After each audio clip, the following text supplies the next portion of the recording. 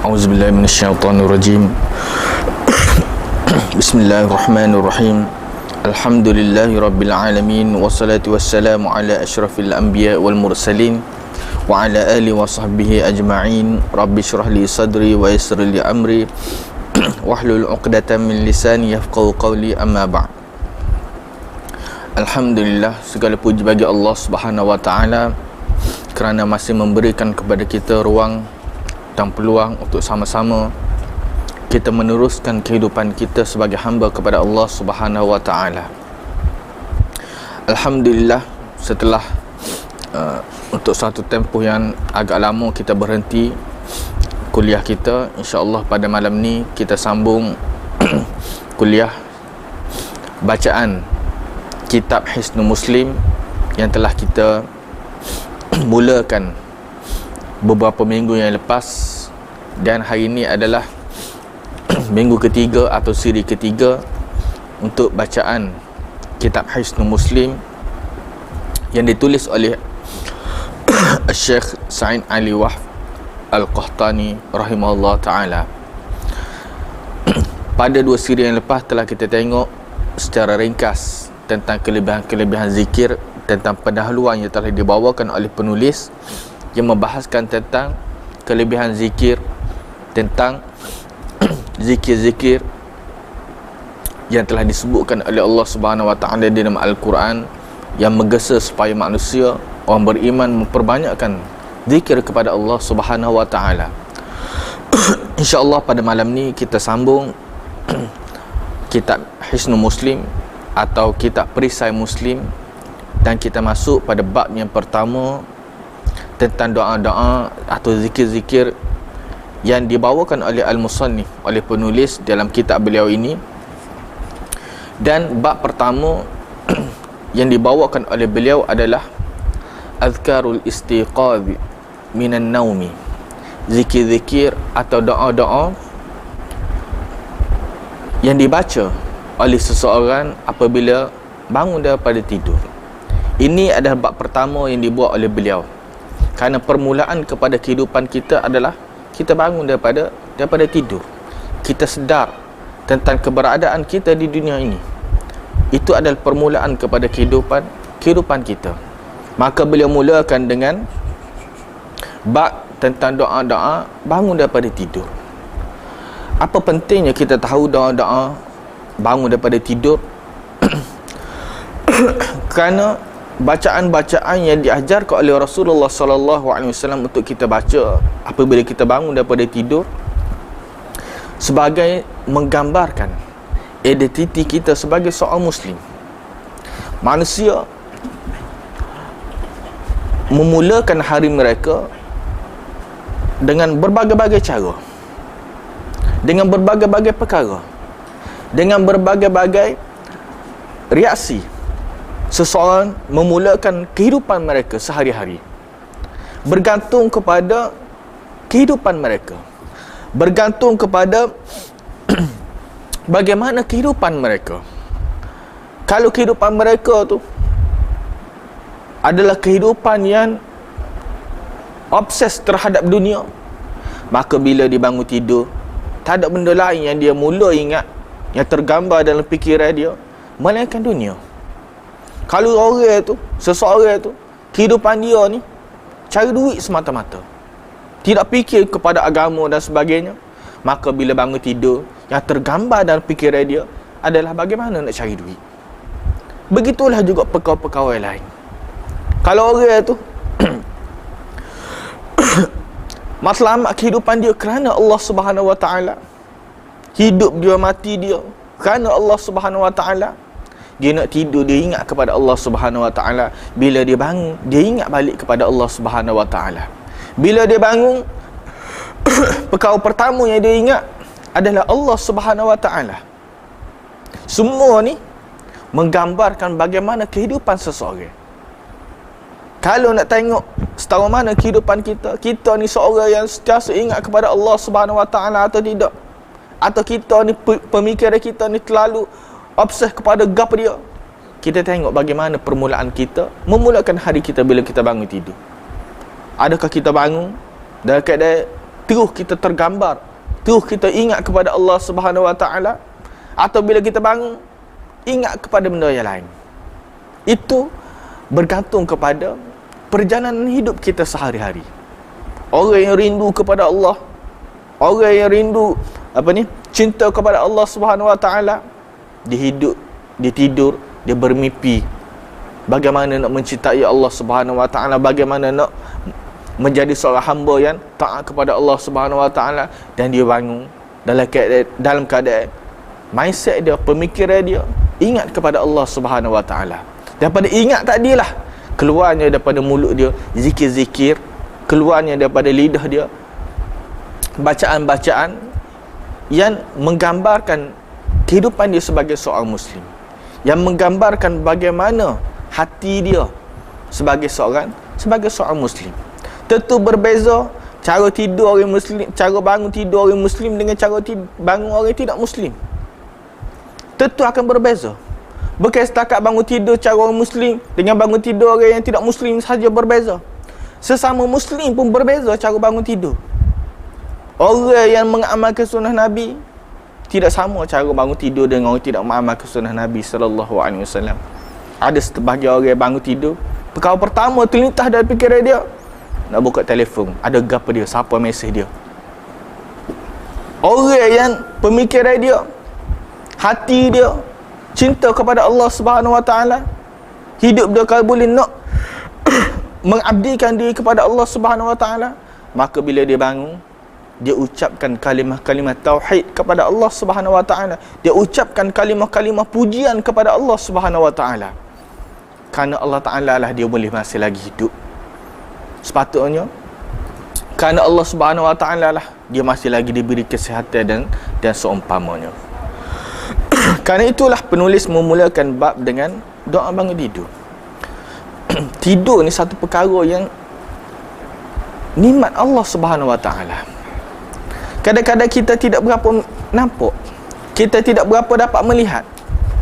Adakah tidur ni satu nikmat Allah Subhanahu Wa Taala? Adakah tidur ni satu pemberian daripada Allah Subhanahu Wa Taala?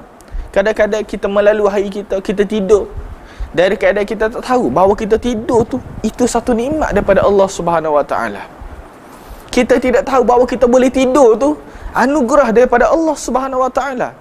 Kita ingat kita tidur sebab kita ngantuk gitu je. Kita ingat kita tidur ni sebab ada benda-benda yang lain menyebabkan kita tertidur. Tidur itu adalah anugerah daripada Allah Subhanahu Wa Taala, nikmat Allah Subhanahu Wa Taala. Ni Allah Ta'ala sebut banyak tempat dalam Al-Quran. Berapa tempat dalam Al-Quran? وَجَعَلْنَا نَوْمَكُمْ سُبَاتًا, Allah Ta'ala sebut dalam surah An-Naba. Kami jadikan tidur kamu sebagai rehat. Allah Ta'ala buat kepada kita ni ada perasaan tidur. Kita tak si tidur setahun mana pun akan mari perasaan mengantuk nak tidur. Kerana apa? Kerana nak supaya tubuh badan kita dapat kerehatan.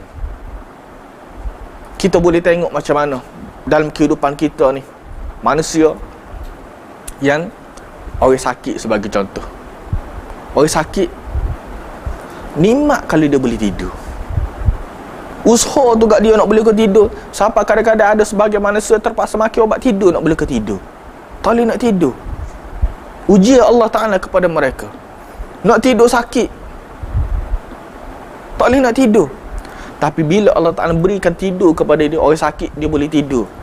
Bila dia bangun dia sakit, tapi kerana tidur tadi dia tak khabar dah, menjadi satu kerehatan kepada dia. Nikmat Allah Subhanahu Wa Taala berikan kepada kita melalui tidur. Setelah siang hari kita duk bekerja macam-macam kerja kita buat, penat tubuh badan kita, perlu kepada rehat. Allah Ta'ala pun buat kita tidur. وَجَعَلْنَا نَوْمَكُمْ سُبَاتًا, Allah Ta'ala jadikan kita ni tidur dapat kita rehat. Betapa sayangnya Allah Subhanahu Wa Taala. Kadang-kadang siang hari kita buat kita buat maksiat kepada Allah Subhanahu Wa Taala. Kadang-kadang siang hari kita menharkai Allah Subhanahu Wa Taala. Tapi bila kita nak tidur, Allah Ta'ala bagi kita jenera tidur supaya tubuh badan kita rehat, baru boleh bangun pula pagi esok. Harap-harapnya bila kita bangun pagi esok, kita bertaubat kepada Allah Subhanahu Wa Taala. Harap-harap bila kita bangun pagi esok, kita ingat terhadap nikmat Allah Subhanahu Wa Taala. Oh, mari aku buat maksiat kepada Allah, tapi aku boleh tidur dengan nyenyak. Allah Ta'ala bagi aku boleh tidur. tiba-tiba tak aku bangun ni, aku nak buat sesuatu yang mendahkai Allah Subhanahu Wa Taala. Sebab itulah tidur ni menjadi satu nikmat yang Allah Ta'ala anugerahkan kepada kita. Ada manusia yang tak dapat tidur. Sebab apa? Sebab Allah Ta'ala tak berikan perasaan nak tidur kepada dia. Ada orang yang tak usah tidur, tapi tertidur. Tengah bawa kereta pun boleh tidur. Sebab apa? Allah Ta'ala jadikan begitu. Berikan kepada manusia perasaan tidur. Ada Allah Ta'ala bagi sebagai ujian kepada manusia. Tengah-tengah kita ni semangat nak semaya, tiba-tiba time duduk saja tak mengatuk. Time nak semaya mengatuk selalu. Time nak baca buku mengatuk selalu. Time nak buat yang amal ibadat mengatuk selalu. Buka tutup Quran, segar balik. Buka Quran, mengatuk balik. Sebagai contoh, ujian juga mengatuk ni. Dia sebagai satu nikmat kepada kita, sebagai satu ujian kepada kita.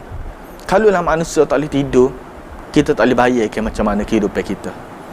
Tak boleh tidur dengan penatnya, lelah siang, tak boleh nak rehat, mata tak jendera, otak terpaksa bekerja 24 jam mikir. Tubuh badan kita terpaksa 24 jam bekerja. Macam mana keadaan kita? Sayangnya Allah Subhanahu Wa Taala kepada kita. Walaupun kita buat maksiat kepada dia pun, dia bagi waktu kepada kita untuk rehat, supaya kita mendapat ketenangan, supaya kita dapat menjalani kehidupan hari-hari kita dengan baik. Itu yang pertama. Yang kedua, tidur ni adalah satu perkara yang hampir dengan kematian. Tidur adalah satu perkara yang hampir dengan kematian. Hingga orang Arab sebut an-naumu akhul maut. Tidur ni adalah adik-beradik kepada mati. Hingga ada lagi kata-kata orang Arab sebut an-naumu mautun khafifun. Tidur ni adalah kematian yang ringan. Ada kematian berat, ada tidur yang berat. Tidur yang berat ni maksudnya matilah. Ada al-mautu naumun thaqilun. Mati ni tidur yang berat.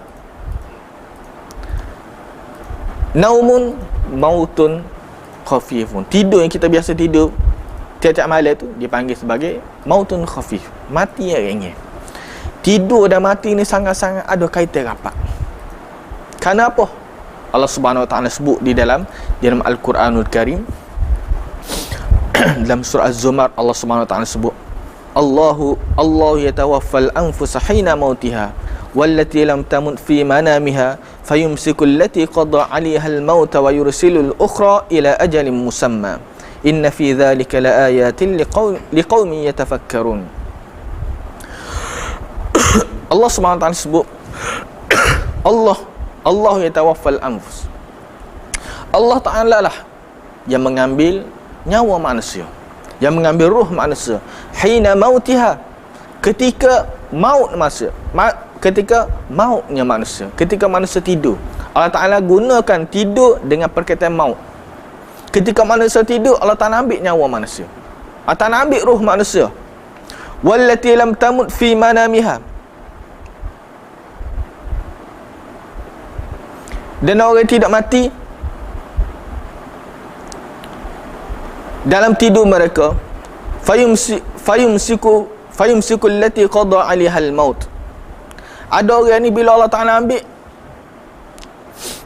lalu Allah Ta'ala tahan ruh dia, tak bagi kembali ruh dia ke dalam jasad mereka, tak bagi balik ke dalam tubuh badan mereka, hingga menyebabkan matilah mereka. Wa yursilul ukhra ila ajalin musamma. Ada juga manusia yang Allah Ta'ala ambil ruh mereka dan Allah Ta'ala tangguhkan kematian dia untuk satu tempoh yang telah Allah Subhanahu Wa Ta'ala tetapkan. Jadi mati dan tidur adalah satu perkara yang sangat ada hubung kait yang besar. Kadang-kadang berapa ramai kita boleh tengok manusia yang mati ketika tidur. Bila dia tidur, kemudian dia tidak bangun dah selepas tu. Kadang-kadang manusia berlaku kepada kenalan saya sendiri, umur sebaya dengan kita, sekelas dengan kita, muda lagi, berapa tahun yang lepas, umur sama dengan kita, tak ada penyakit kronik, tak ada penyakit kritikal. Tiba-tiba satu malam dia tidur. Bila tidur, bangun pagi esok, mak dia kejutkan dia, gerak dia, tak ada dia, mati dah. Ketika dia tidur tadi, Allah Ta'ala telah menahan ruh dia daripada kembali ke dalam jasad dia, hingga menyebabkan dia meninggal dunia. Dan bila kita sebut kenapa tidur ni disebut sebagai mati. Orang mati tak gerak, tak bernafas. Kita tidur bernafas, kita tidur bergerak lagi, jantung kita, tangan kita pun boleh bergerak. Tu sebab itulah dia panggil ruh kita ni, dia ada dua perceraian, perpisahan dia dengan tubuh badan kita. Yang pertama dia panggil al-mufaraqah al-haqiqiyah. Perpisahan atau perceraian ruh kita daripada tubuh badan kita ni secara hakiki, betul, terbit betul daripada tubuh badan kita. Matilah kita. Sama ada ketika kita tidur ke, atau ketika kita dalam keadaan sedar ke, berlaku satu perkara atau sakit ke, menyebabkan mati. Al-mufaraqah al-haqiqiyah. Keluarnya ruh, berpisahnya ruh daripada tubuh badan kita secara total. Tak bergeraklah kita selepas tu. Jantung tak bergerak, darah tak bergerak. Ada satu lagi dia panggil al-mufaraqah al-juz'iyah. Perceraian atau keluarnya ruh, berpisahnya ruh daripada tubuh badan kita secara juz'i. Ada beberapa bahagian saja ruh yang keluar. Tubuh badan kita masih lagi boleh bergerak. Kalau nyamuk ketik kita, mungkin kita boleh lagi sedang tu nak pukul nyamuk tadi. Atau jantung kita masih lagi bergerak, mata kita masih lagi panca indera kita masih lagi boleh dengar. Walaupun kita tidur, kadang-kadang bila berlaku satu perkara, kita masih lagi boleh dengar. Dan seumpamanya. Jadi tidur, berpisahnya ruh ketika kita tidur, dia panggil al-mufaraqah al-juz'iyah. Berpisahnya ruh daripada tubuh badan kita untuk beberapa juzuk. Tidak secara total ruh kita berpisah daripada tubuh badan kita. Bila kita kata tidur sangat rapat dengan kematian, bila kita tidur, kita tak tahu gapo banyak perkara-perkara yang boleh membawa kita kepada kematian bila kita tidur. Berbanding kita jaga ni, mungkinlah kita boleh masih lagi sedar. Dok, sebagai contoh berlaku kebakaran kau, kita masih jaga, mungkin kita boleh lari. Tapi dalam keadaan kita tidur, ular mari patuk kita kau, tanah runtuh kau, gempa bumi kau, menyebabkan kita mati. Dan keadaan kita betul-betul bila kita tidur ni, banyak unsur-unsur, banyak perkara-perkara yang boleh membawa kematian itu boleh berlaku kepada kita. Berbanding dengan ketika kita sedar. Ketika kita sedar pun boleh juga berlaku kematian, aksiden dan seumpamanya. Cuma banyak risiko-risiko ni boleh berlaku ketika kita tidur. Masa kita sedar, orang nak mari tikai kita sebagai contoh, mungkin kita boleh lari, mungkin kita boleh lawan. Tapi kita tidur, sudah tidak ada upaya kepada kita untuk lawan, untuk lari dan seumpamanya. Jadi bila kita tidur, tiba-tiba kita bangun, celak mata, kita boleh melihat lagi dunia ni. Kita masih lagi boleh merasai nafas-nafas bernyawa. Anggota kita masih lagi boleh bergerak, jantung kita masih lagi berdegup, kita lagi masih boleh hidup. Maka ucapan apa yang kita akan keluar daripada mulut kita.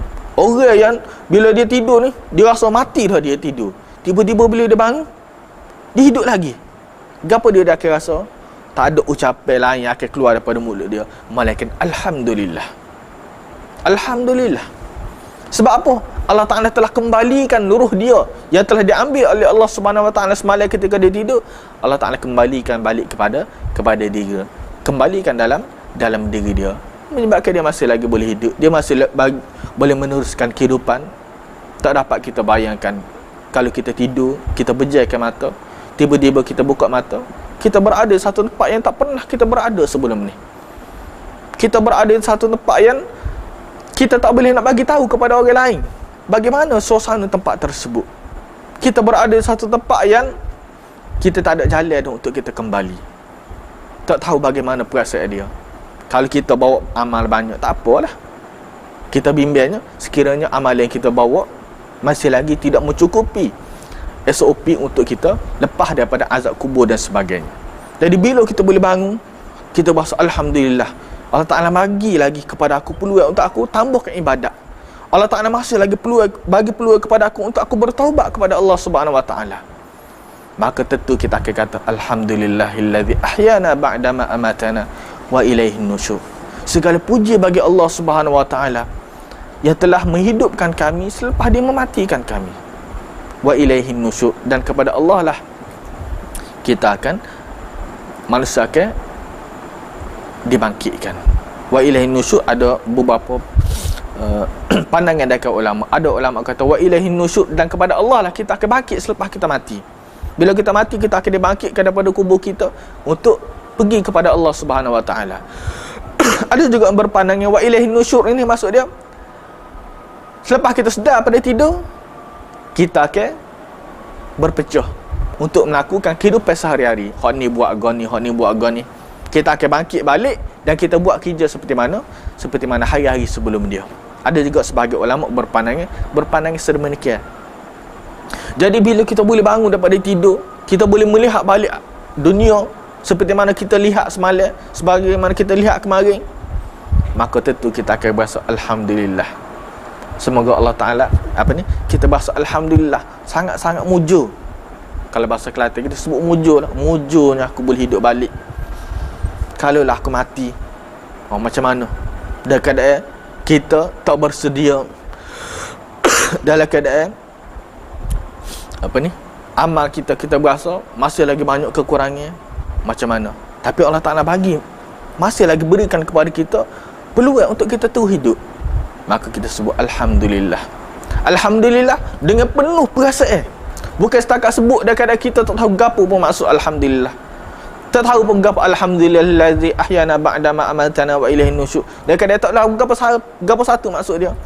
Tapi kita sebut dalam keadaan penuh rasa terima kasih kita kepada Allah Subhanahu Wa Ta'ala. Segala puja bagi Allah yang telah hidupkan kami selepas dia mati kami. Maksud dia tidurkan kami, ambil roh kami ketika kami tidur, dan kepada Allah lah kita akan dibangkitkan pada kiamat kelak.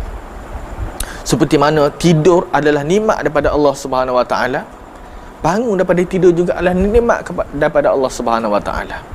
Sebagaimana kita dapat tidur, itu satu anugerah yang besar daripada Allah Subhanahu Wa Ta'ala. Tak ada orang boleh beli tidur ni. Kita mungkin boleh beli obat tidur tak? Sebab tu orang sebut mungkin kita boleh beli katil, tilam yang empuk, tapi tak semesti kita boleh beli tidur yang lena. Sebab itu adalah anugerah daripada Allah Subhanahu Wa Ta'ala. Kadang-kadang orang itu banyak harta, tapi tak mampu nak tidur dengan lena.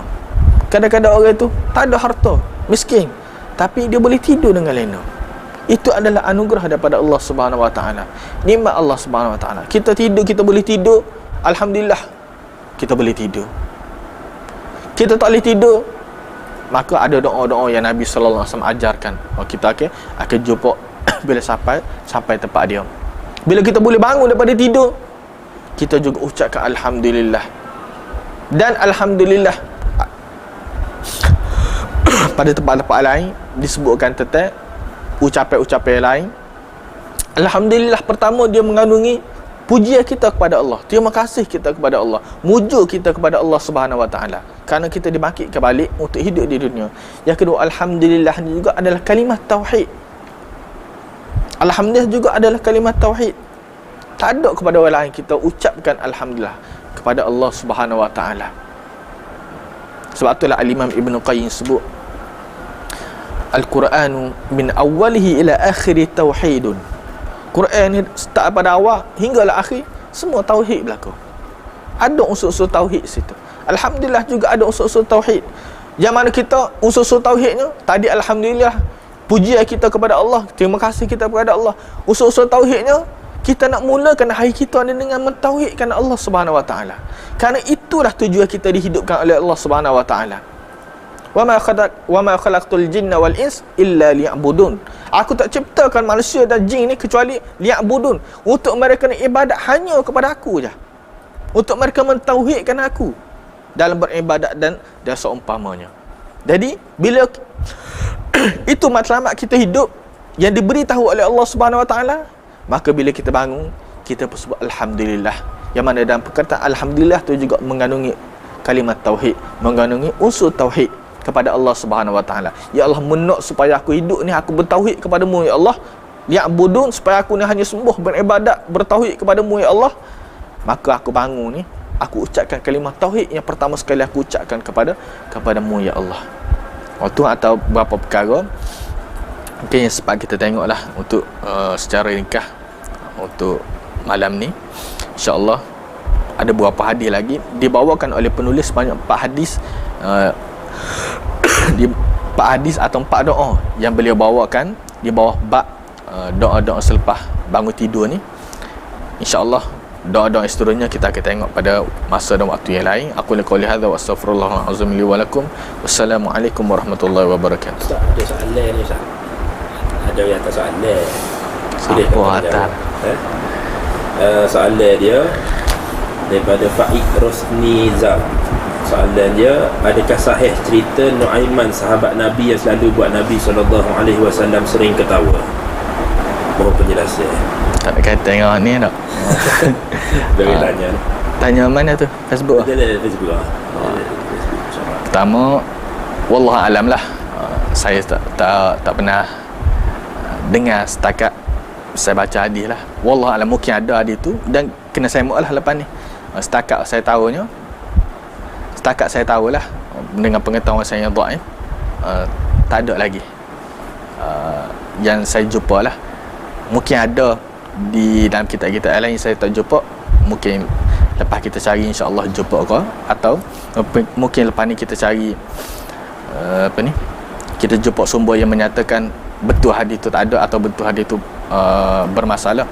Kita jawab baliklah insya-Allah. Wallahu a'lam. Soalan daripada Taufik Razali, ada tak hadis berkaitan meninggal dunia dalam tidur, sama ada kelebihan atau kekurangan meninggal dalam tidur? Ada tak hadis yang sahih? Wallahu alam, setakat wallahu alam lah, kena tengok balik juga tu. Setakat saya tahu tidak ada hadis sahih yang menyebabkan kelebihan mati dari tidur ni.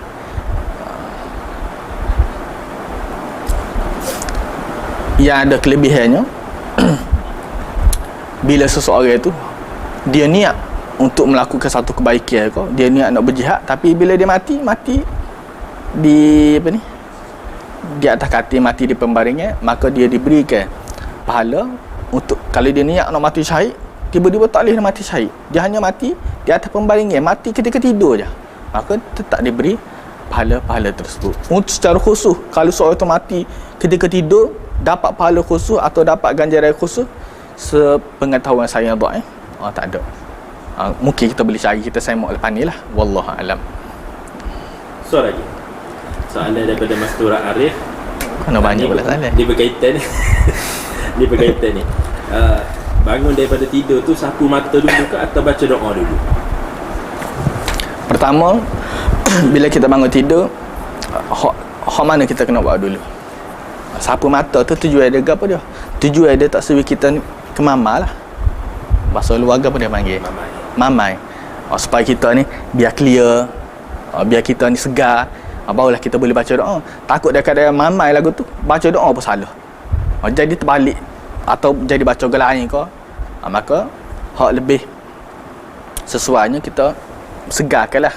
Tujuan sapu mata tu, gosok muka tu untuk supaya kita segar. Wallahu alam.